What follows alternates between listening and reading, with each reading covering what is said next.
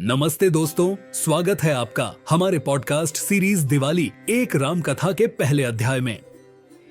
आज हम रामायण की महान गाथा की शुरुआत करेंगे और जानेंगे कि कैसे रानी कैकेयी की जिद ने भगवान राम को वनवास भेजा। यह वही घटना है जिससे दिवाली के पवित्र पर्व की नींव रखी गई। तो चलिए इस अद्भुत कथा के पहले अध्याय की शुरुआत करते हैं। महाराज दशरथ ने अपने सबसे प्रिय पुत्र राम को वनवास दिया। यह फैसला उनकी रानी कैकेयी की जिद का परिणाम था। कैकेयी ने राजा से पहले लिए गए वरदान का हवाला दिया था। राम ने बिना कोई शिकायत किए अपने पिता का आदेश मान लिया। वनवास सिर्फ एक यात्रा नहीं थी, बल्कि कई कठिनाइयों से भरा एक संघर्ष था।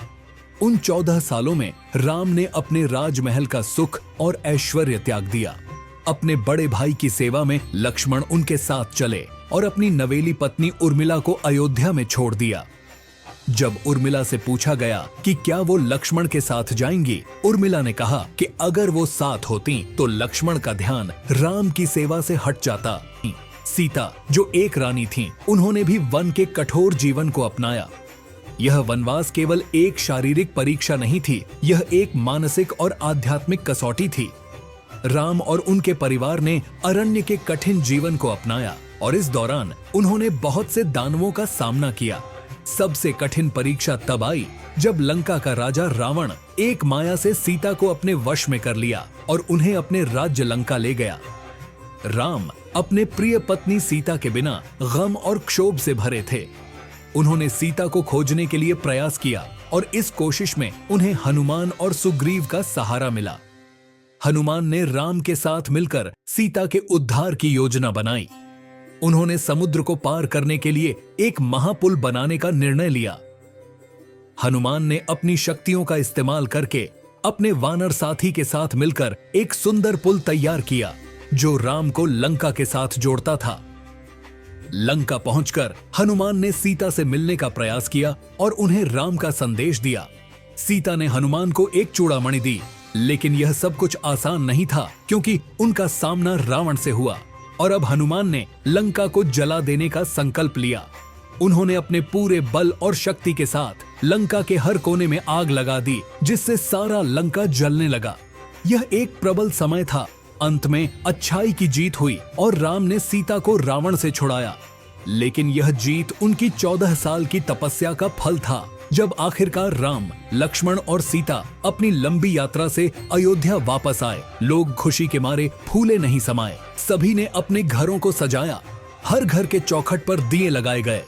इस कहानी को दिल में याद करते हुए और खुशी मनाने के लिए हम हर साल दिए जलाते हैं, साफ सफाई कर घर को रौनक बना देते हैं। अब दिवाली की शुरुआत होती है धनतेरस के साथ।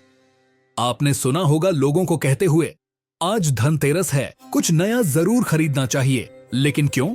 इतना क्या महत्व है इस दिन का? ऐसा माना जाता है कि जो कुछ नया खरीदा जाए, चाहे सोना हो या चांदी, वह धन का वरदान लाता है। इस दिन का असली इतिहास समुद्र मंथन की प्राचीन पौराणिक कथा से जुड़ा है। जब देव और असुर मिलकर समुद्र का मंथन कर रहे थे, तब समुद्र के गहराइयों से अनेक अनमोल वस्तुएं सामने आईं।